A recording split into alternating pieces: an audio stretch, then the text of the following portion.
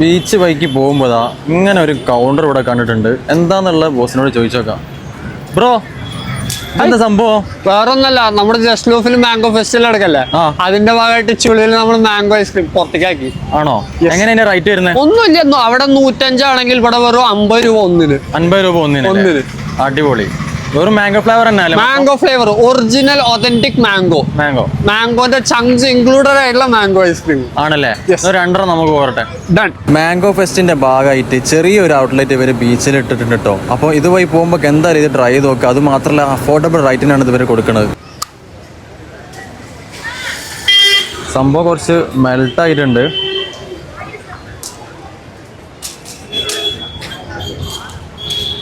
Correct original mango. അങ്ങനെയുണ്ട്, നോക്കട്ടെ, first കഴിച്ചു നോക്കട്ടെ.